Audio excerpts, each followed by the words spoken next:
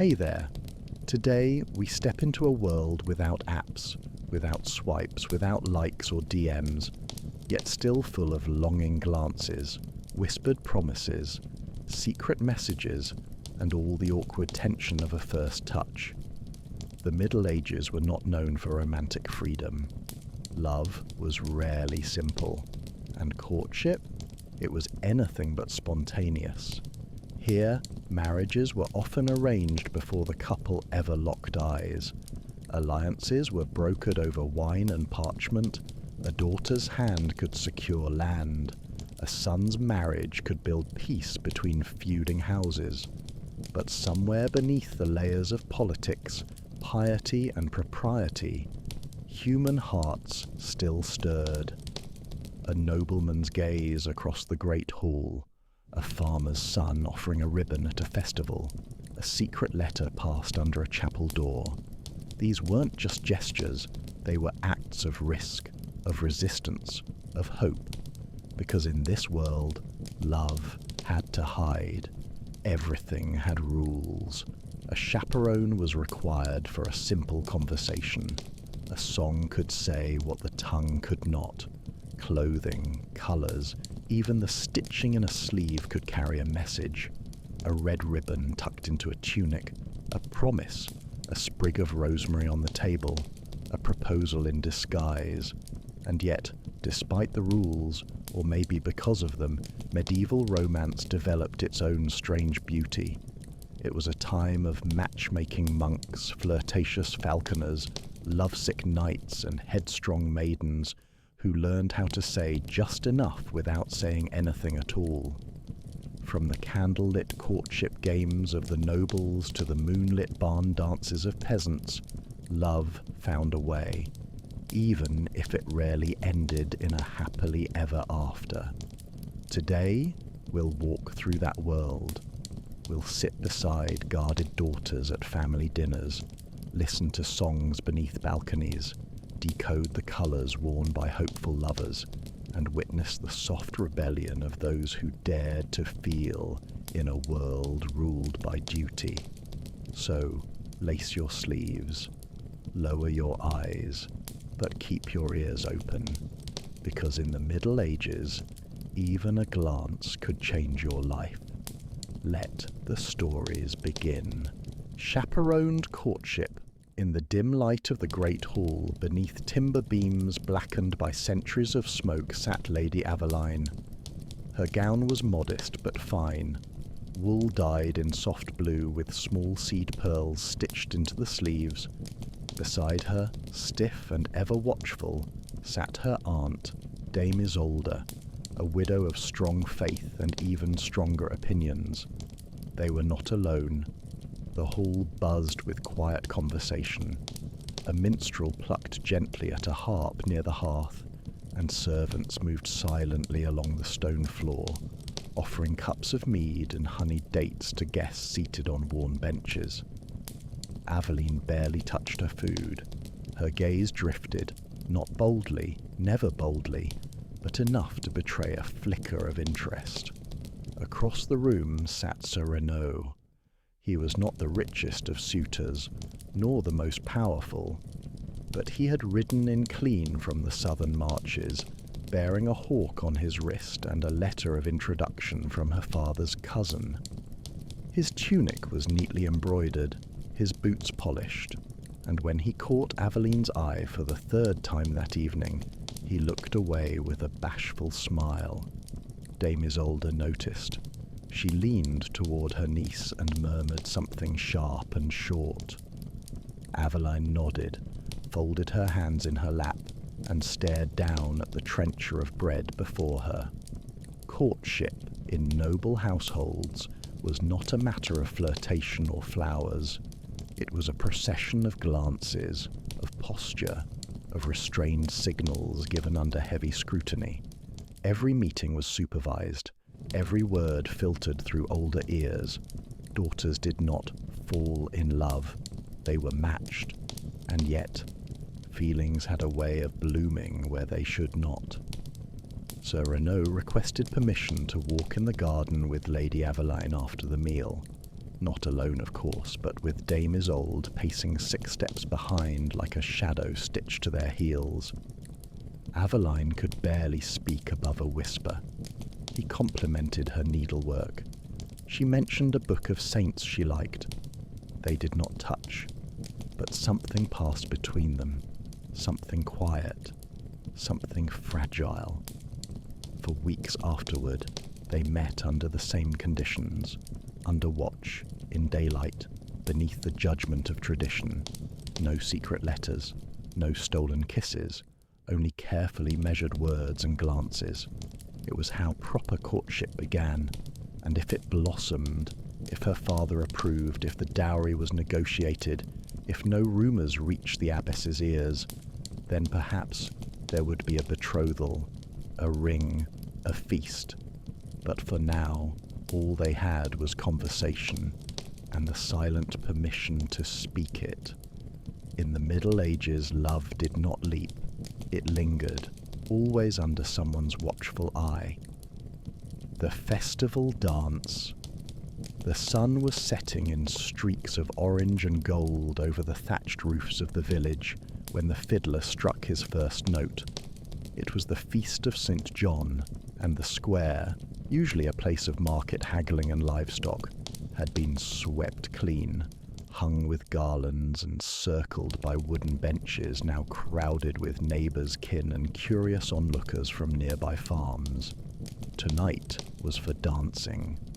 Elena stood near the well, adjusting the linen edge of her headscarf and smoothing her apron with hands that had milked goats only hours earlier. Her cheeks were flushed, not from labour, but from anticipation. The dance was a rare occasion, one of the few times when a girl of common birth might catch a boy's notice without the watchful gaze of parents pressing down like lead. Across the square, Jorin stood barefoot in the dust, laughing with friends over a jug of watered ale. He had worked 3 years as a thatcher's apprentice and carried the broad shoulders to prove it. But tonight he looked clean, his tunic freshly washed, a sprig of rosemary tucked behind his ear, a sign of good fortune and perhaps flirtation. The music began in earnest. Villagers joined hands in long lines, clapping and stomping as the circle widened. Young men twirled girls beneath arching arms, then switched partners with the rhythm. Elena found herself swept forward by the momentum, laughing now, caught between a neighbour's son and a stranger from the next village over. But it was Jorin she looked for in every turn. At last, their hands met. Rough skin against calloused fingers, a flash of surprise in his eyes, perhaps that she was bolder than expected, or simply that the moment had come. They spun once, twice, then joined the circle again, the music rising like summer smoke.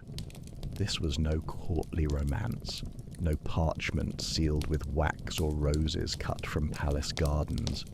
This was love born of rhythm, of sweat and dust and shared glances in a crowd. No chaperones here, only gossiping widows. No dowries to consider, no land to measure. Just a few moments where 2 people could move to the same beat and feel something stir that might last beyond the music. Later, when the torches were lit and the dancing slowed, Elena would walk home with her sisters. Jorin might pretend to walk the same road by chance. There might be a word exchanged or none at all. But in the days that followed, their paths would cross more often. A loaf of bread traded, a nod at the well, a shared smile beneath the eaves during rain. In villages like this, that was how things began. In the Middle Ages, love did not need a letter. Sometimes it only needed a song and a reason to dance. The betrothal contract. In the dim chamber of a manor house, the air was thick with candle smoke and the sharp scent of wax and ink. 4 men sat around a narrow wooden table. 2 fathers, a notary, and the steward of the house. None of them smiled. This was not a wedding. This was the beginning of something far more binding. Outside, young Beatrix sat in a narrow hallway, spine straight, fingers woven in her lap. Her gown was simple but spotless, the neckline stitched with tiny blue beads. She had not been invited into the room. That was not her place. Inside, her fate was being negotiated. A betrothal contract in the Middle Ages was not a romantic affair. It was a transaction, a legally binding agreement between families, detailing what each side would bring and what each side expected in return. Land, coin, dowry, inheritance rights, social ties, all would be inked in careful Latin on parchment bearing the Lord's seal. Beatrix's father, a minor noble with dwindling fields, had arranged this match carefully. Her bridegroom, Thomas of Greymere, was the second son of a wealthier estate. Not enough to inherit a title, but more than enough to secure comfort and survival. They had met once. It had been a brief, awkward conversation under the close gaze of his mother. He had asked if she read. She had lied and said yes. He had said something about falconry. She had nodded, not sure what a muse was. Still, it had been enough. Now, in the room beyond the wall, quills scratched and seals were pressed. The notary muttered prayers in bad Latin.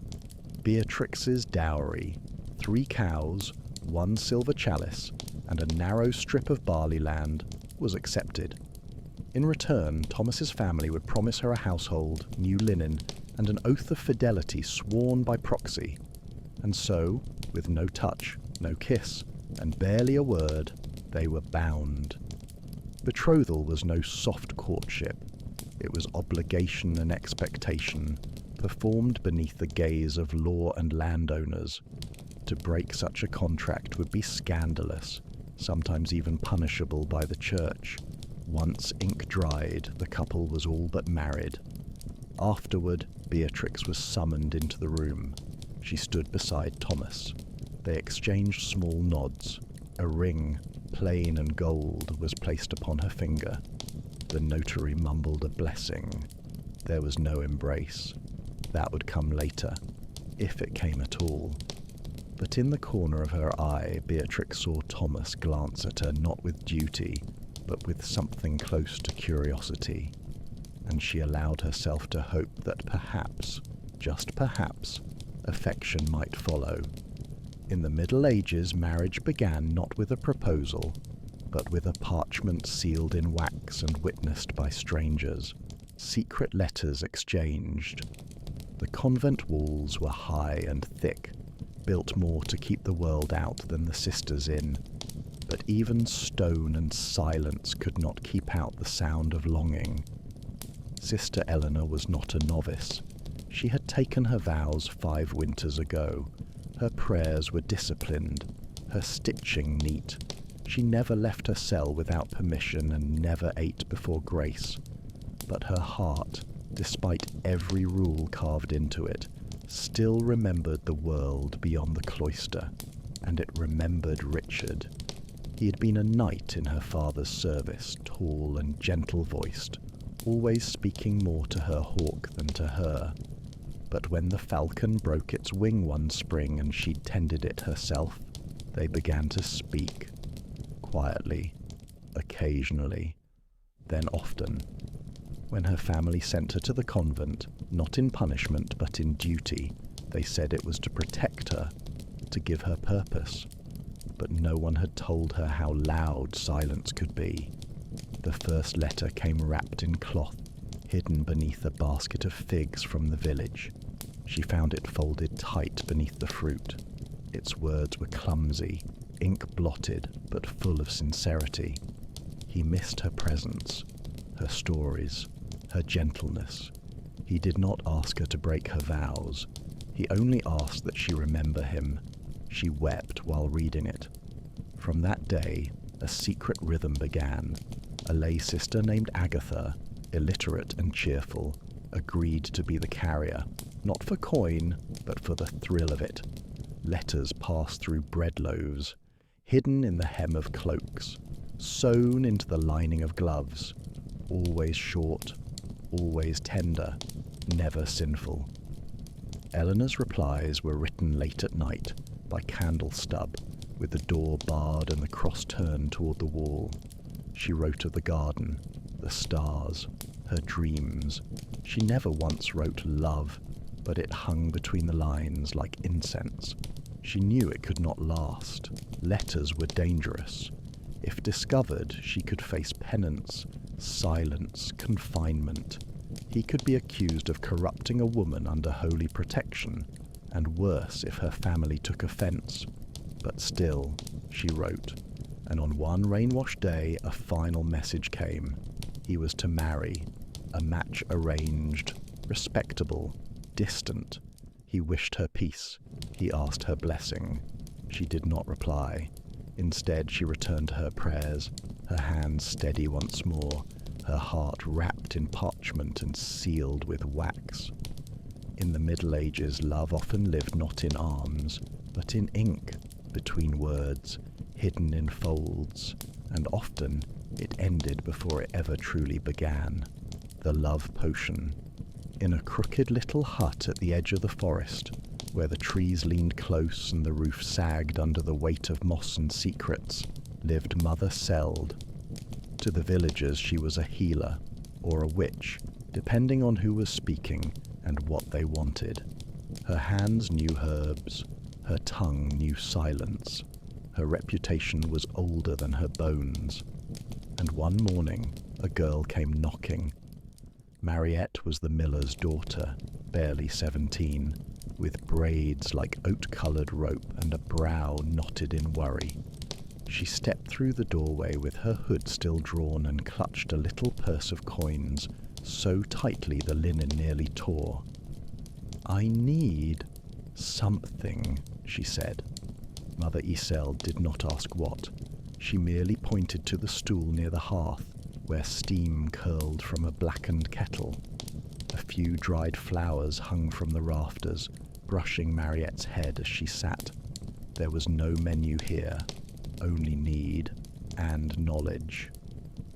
The boy in question was named Benoit, a baker's son, red-cheeked and bold. He had smiled at Mariette once during the Candlemas fair, then again during Sunday Mass, but that was all. And now he walked with the cooper's daughter, hand resting just a little too long on her back as she stepped into the bakery. Mariette's mother had warned her not to be foolish. Her father had made a joke of it. But Mariette could not sleep, could not think of anything but that look he gave the other girl. She wanted his attention back, or maybe for the first time. So she came to the edge of the woods. Mother Iseld moved without speaking. A pinch of this, a handful of that, crushed petals, powdered root, a single black beetle dried and ground into dust, all of it stirred into a small flask of bitter-smelling liquid that shimmered strangely in the firelight. "It's not magic," the old woman rasped. "It's suggestion." Mariette didn't understand, but she paid, thanked her, and left with the bottle wrapped in cloth. The next day, Benoit accepted a cup of cider sweetened with just a drop. He smiled more than usual, spoke longer, laughed. But the next day he spoke to the cooper's daughter again, and Mariette's heart, which had fluttered like a trapped bird, began to feel foolish. Love, she would later learn, could not be forced. It could be mimicked, nudged, masked in perfume and potion, but never truly conjured. Benoit remained a baker's son. Mariette eventually married a quiet boy who brought her flowers, real ones, without being asked. And the flask? It stayed hidden in a drawer for years, until she poured it out onto the garden soil. Nothing grew there afterward. In the Middle Ages, love potions were whispered promises, but real affection needed no herbs, only patience, and the courage to go without it. Knight in courtship, Sir Aldrich of Launay was not a man prone to softness. His hands bore the calluses of battle, his face a long scar from brow to chin, a memento of some siege whispered about but never confirmed. He had served 3 lords, fought in 5 campaigns, and once slept under a shield for a year straight. He knew how to hold a sword. He did not, however, know what to do with a smile, especially not hers.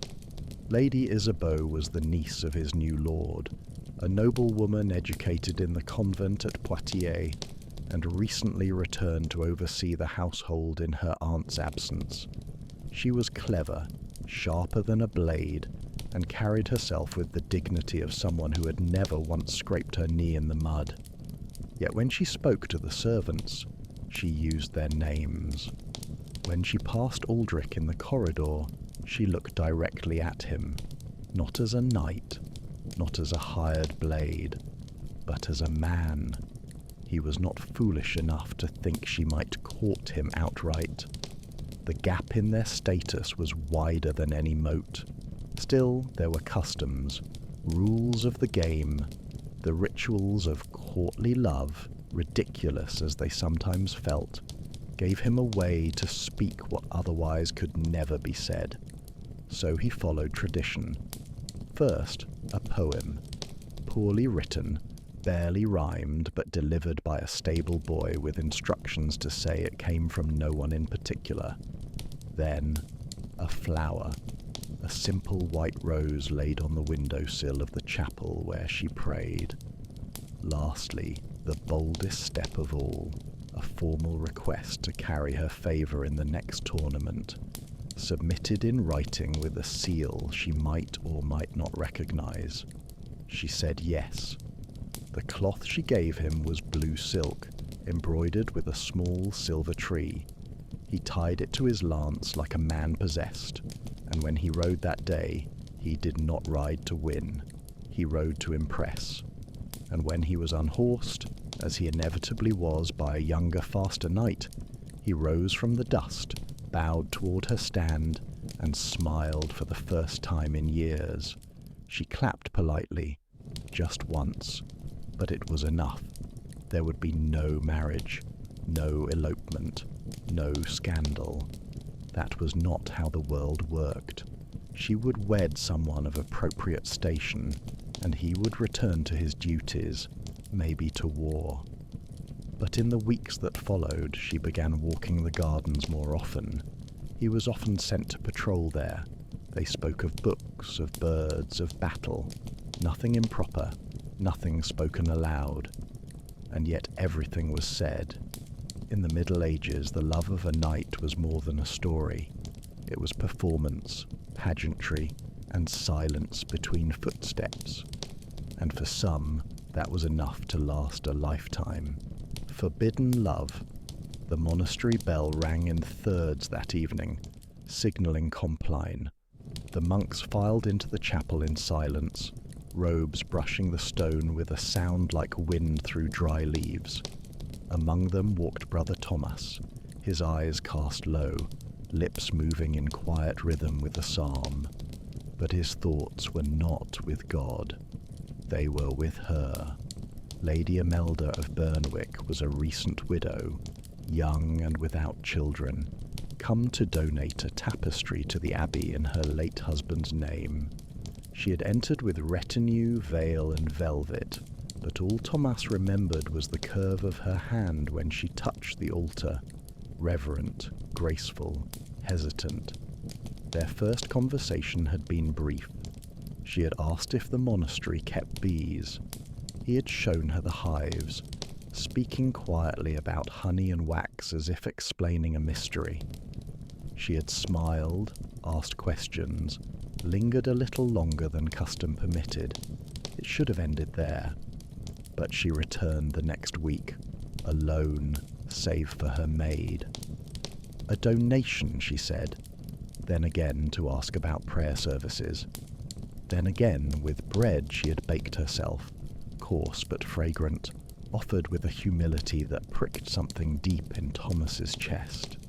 They never touched. They never even used each other's names. But soon their meetings took on rhythm. At dusk, beneath the pear tree near the chapel.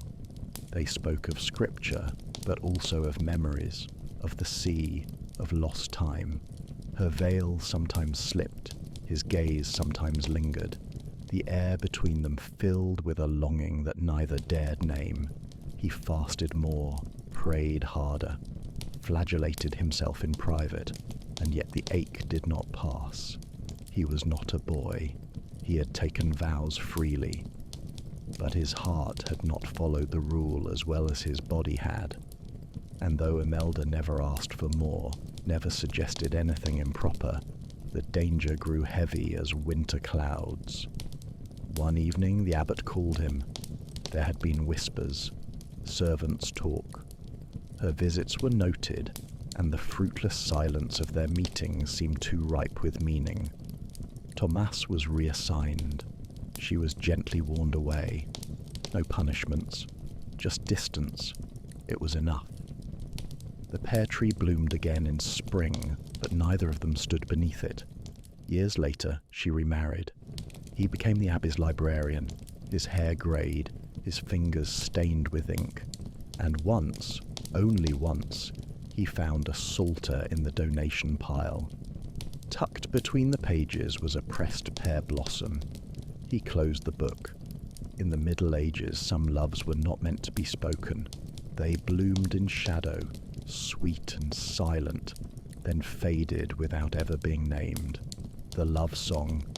In the hilltop village of Cormigny, where the wind curled like ribbon through the alleyways, and every shutter creaked with age, lived a young troubadour named Etienne.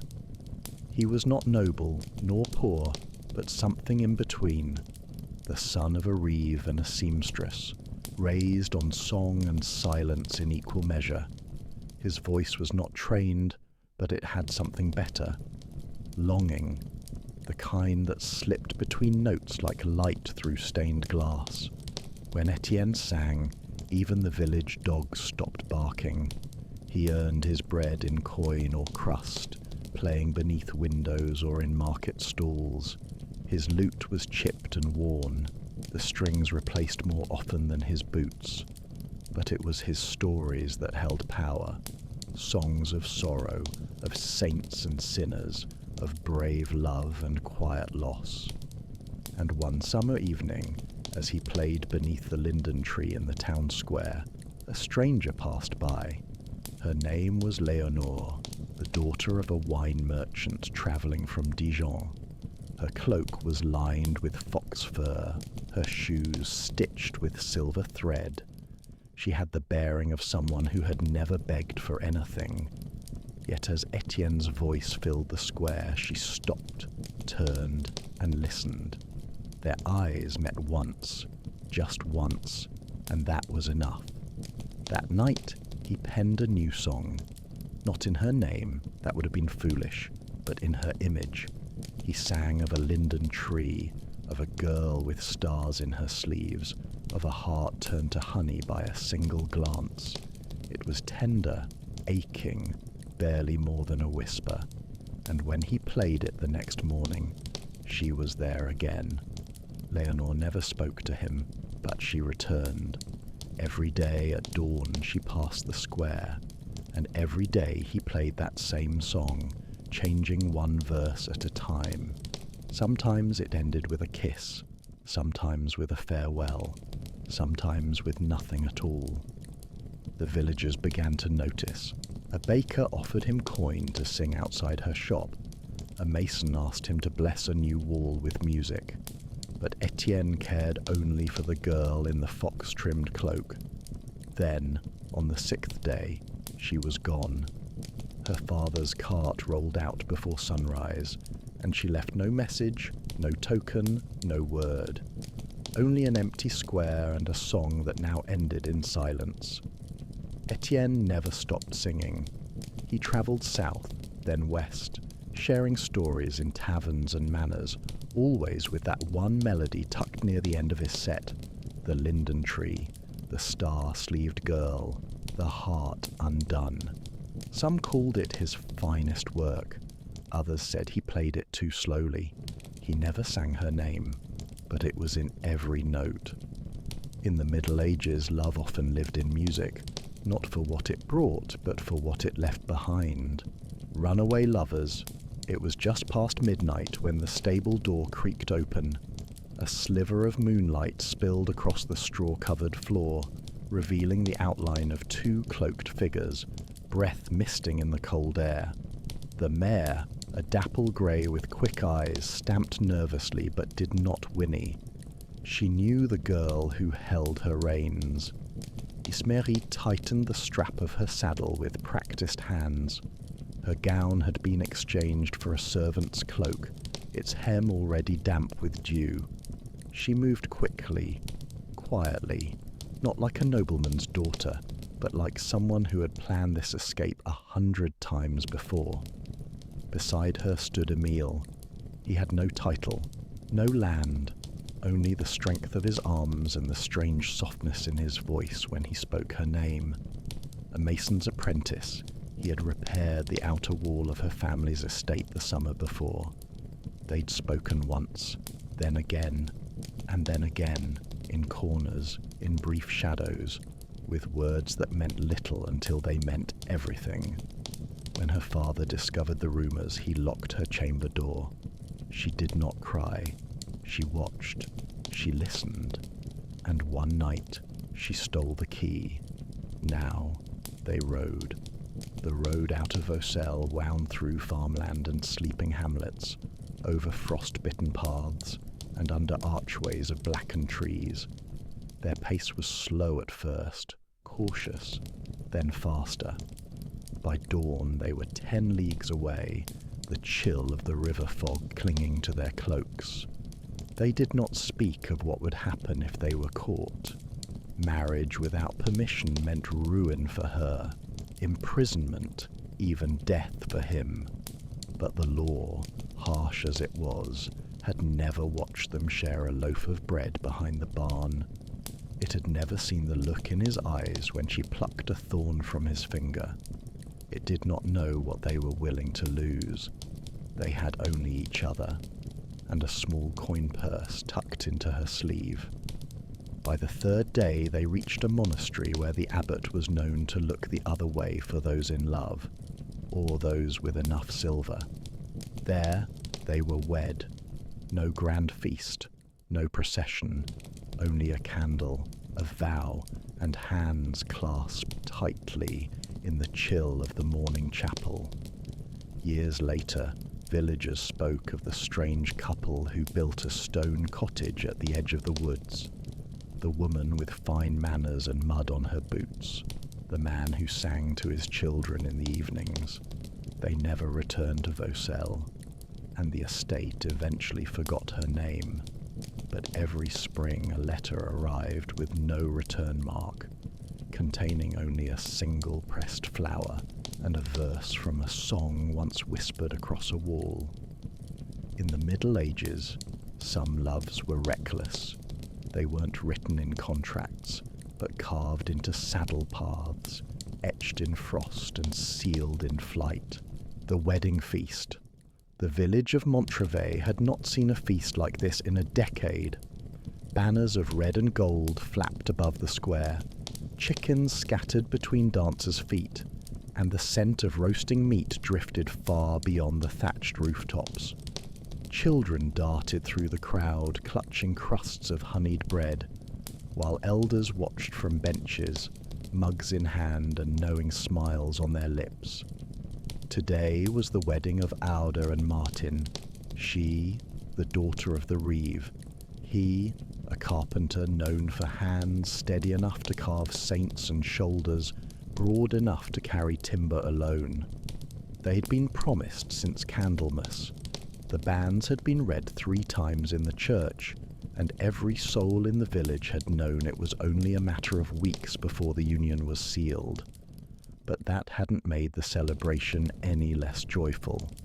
It began with a procession. Aude walked beneath a garlanded archway, flanked by her sisters and a cousin holding a lace-trimmed veil above her dark braids. Her gown was simple linen, dyed with larkspur, and her cheeks were flushed more from excitement than from the late summer heat. Martin waited at the chapel doors, awkward in a borrowed tunic too tight at the arms but beaming like a boy who'd caught a falling star. The priest said the words. The ring, a thin band of iron, was placed on her finger. They kissed, and the bell rang 3 times. And then came the feast. Tables groaned under the weight of food. Barley porridge thick with nuts and dates, roasted goose dripping with fat, cheeses wrapped in fig leaves, and platters of wild apples dusted with cinnamon.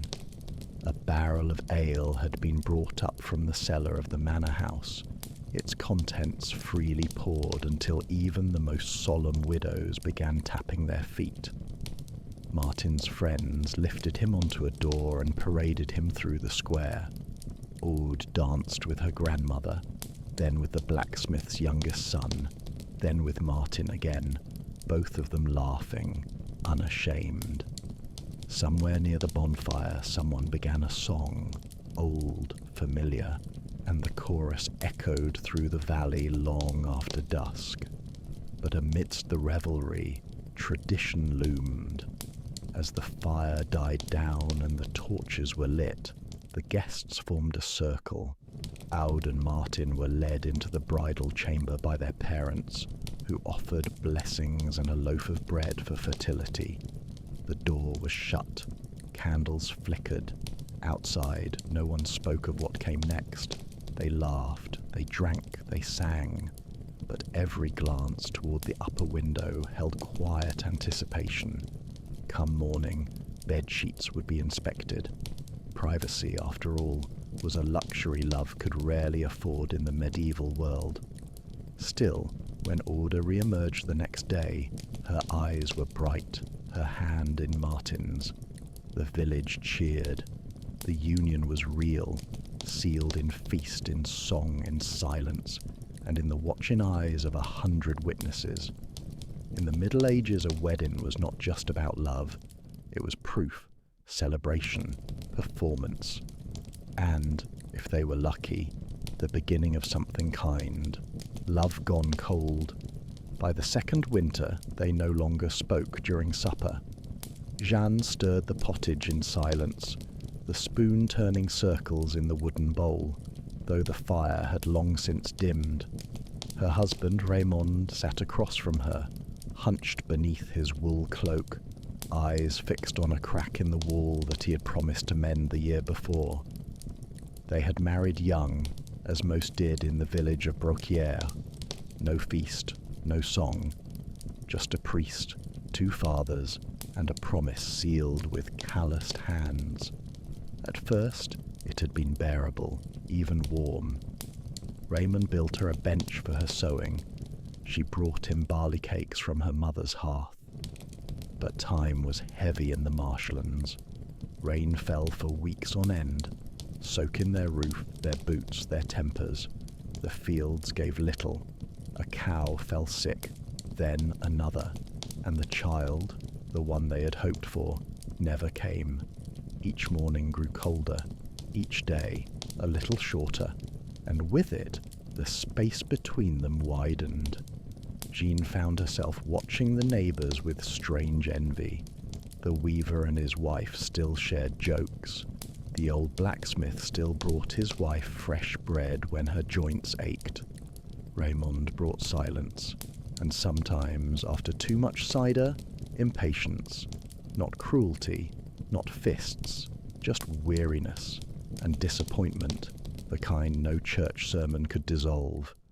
Love, they had been told, was duty. It was tending the hearth, patching the roof, bearing sons. It was survival. But Jean wondered if survival was meant to feel so much like erasure. She missed laughter, missed conversation, missed being more than a shadow moving from one end of the cottage to the other. One day she left a bowl of cherries on the table, bought from the market with a bit of hidden coin. A small gesture, a memory of sweetness. He did not eat them. By spring, she no longer waited for affection. They worked side by side, ploughing, cooking, aging, and if there was still something between them, it was no longer love. It was familiarity, the kind shared by two oxen pulling the same plough, heads down, path straight. In the Middle Ages, not all marriages were cruel, but many were quiet, and some, despite good intentions, simply withered. The widow's choice. When Sir Halric died, they buried him with 2 coins, a sword dulled from disuse, and the seal of his house pressed into wax. The bell rang once for his title, once for his age, and once for his silence, which, some said, had lasted longer than his marriage. Lady Maud, now his widow, did not weep. She stood beneath the yew tree as the priest muttered prayers, her veil black, her shoulders square, her gaze fixed not on the grave, but on the horizon beyond it. When the final clod of earth fell upon the casket, she turned without a word and walked back to the manor she had not left in years. At 20, she had been married to a man nearly twice her age, a baron with land, debts, and no sons. It was a strategic match. Her father gained allies. Halric gained youth. She gained stability, if not affection. For 12 years, Maud had played the part of wife, bearing 2 stillborn daughters, managing the servants, stitching banners for a husband who preferred dogs to dialogue. She knew his moods, his silences, the way he snored like a distant drum. But love, number, not even friendship. Now he was gone. And for the first time in her adult life, Maud was alone. Not penniless, she had been granted dower rights, a portion of land, income from wool, and full control of the orchard. Her name was no longer tethered to his. She could ride without permission, pray where she pleased, choose her meals, breathe. Suitors came, of course, a cousin of Halric's, ambitious and oily, a neighbouring lord recently widowed, eager for a woman with a working estate. Even the village priest made quiet suggestions of spiritual union. Maud received them all with the same cold courtesy. She offered bread. She listened. She declined. Because she had made her decision. She would not remarry. Instead, she took to walking the fields in the morning, speaking with tenants not as mistress but as peer. She opened her hall to widows and unmarried mothers, offering work, shelter, and dignity. She stitched again, not banners, but stories, embroidered onto linen with scenes from her life. A locked door, a silent supper, a single blooming tree. Some called her strange, others whispered of secret sin, but most came to respect her, not as wife, not as widow, but as Maud. In the Middle Ages, freedom for a woman rarely came sweetly, but for some it came, not through marriage, but through the silence left behind. The flickering candle burned low, casting long shadows across the stone wall, just as it had in chambers and cottages centuries ago. In the stillness, stories lingered like perfume, a glance by the hearth, a folded letter, a song beneath a linden tree. Love in the Middle Ages did not march boldly through open doors. It crept in through cracks, between duty and silence, between prayer and hunger, between what was allowed and what was simply felt. For some, it came with ceremony, banners and rings, feasts and public vows. For others, it lived in half-finished verses, hurried footsteps after vespers, or one shared touch in the dark. It was arranged, forbidden, whispered, endured. Sometimes it blossomed, often it didn't, and yet it always left something behind. A token, a scar, a child, a memory pressed like a flower into the folds of history. Knights pledged loyalty through poetry. Peasants stole moments between harvests. Widows found freedom, and convent walls heard more confessions than the world outside dared speak.